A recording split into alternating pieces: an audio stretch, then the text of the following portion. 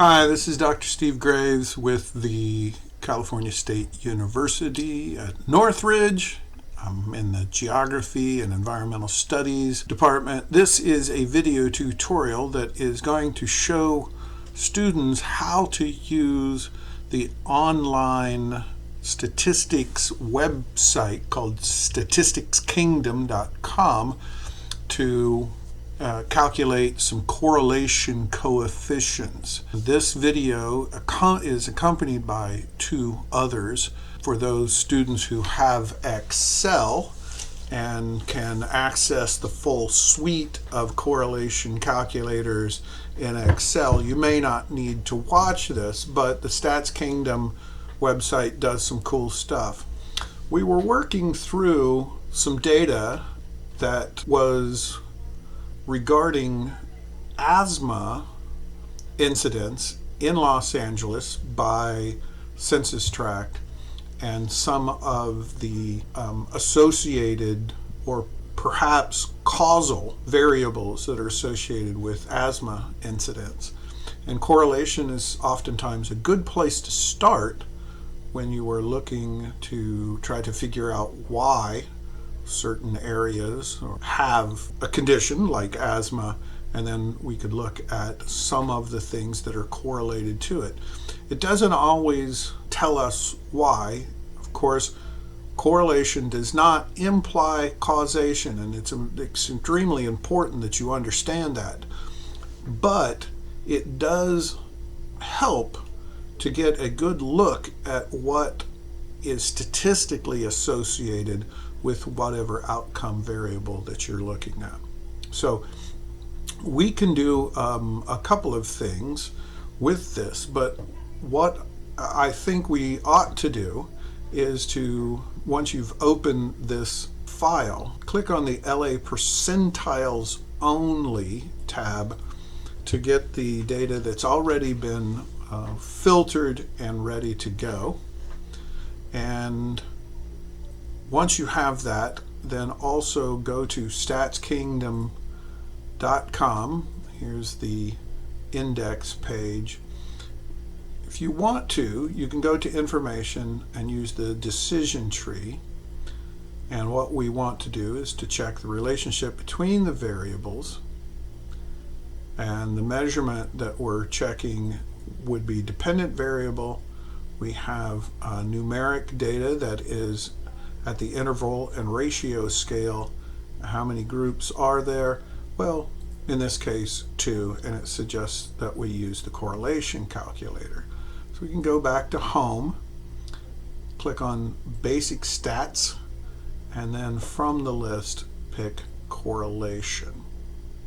So this is the correlation coefficient calculator, and it has two options, and we'll use both of them quickly. One, the most common of them, is the Pearsons correlation coefficient. And so I will make that screen a little smaller, and we will check between the correlation between asthma percentile. So I'm copying just the data. I am not copying the header, and I'm going to paste that in. I'm going to paste that in the Y, and I'm going to call it asthma percentile.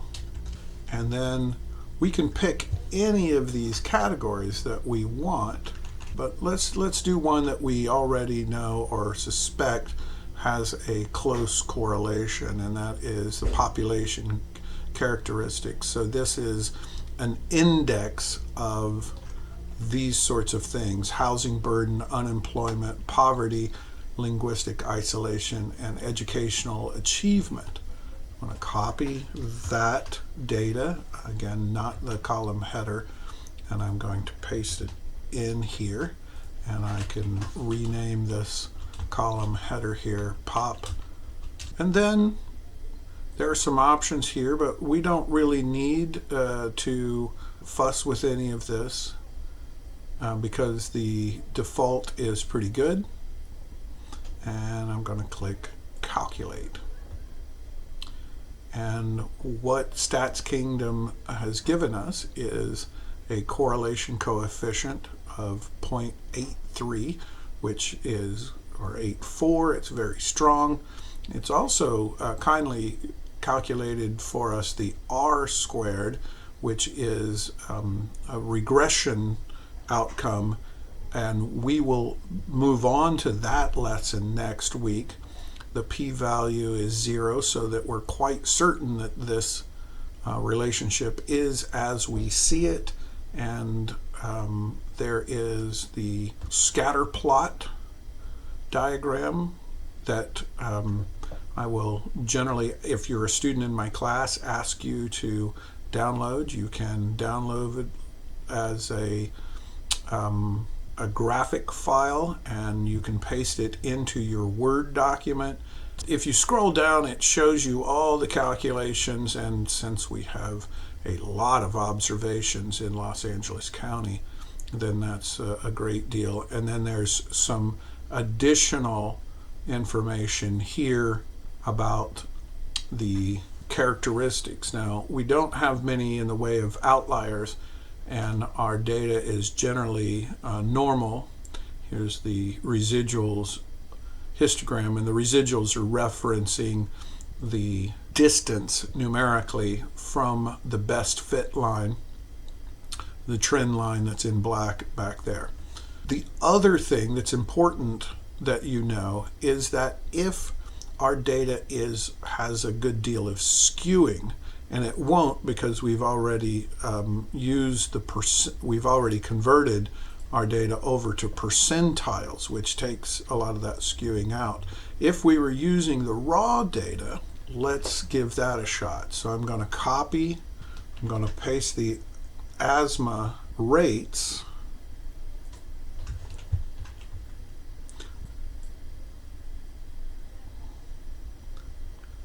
I'm going to paste it in here. And here now I'm going to type in asthma rates. And then over here to the far right, I'm going to grab the population characteristics score, not the percentile. Come back to Stats Kingdom's correlation coefficient calculator, and this is going to be the pop characteristics score instead. I'm going to calculate once again. This correlation coefficient is a little lower than the percentiles because we have a few more outliers. And if we scroll down to the bottom, we may see here that the number of outliers are more frequent. It's a larger number, and so then we probably would be safe and wise if we change this and get a secondary opinion. Spearman's rank correlation coefficient calculator is good when we have a lot of outliers in our data.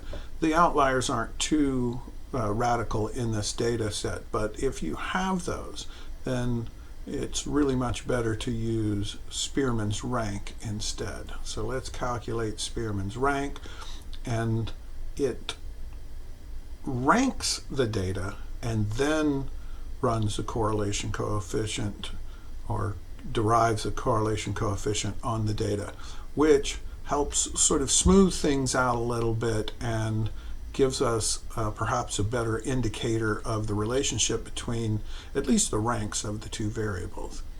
So if you're in my class, then your assignment will be to grab evidence that you've been able to complete this assignment, and make sure you grab a scatter plot diagram for both Spearman's and Pearsons correlation coefficients.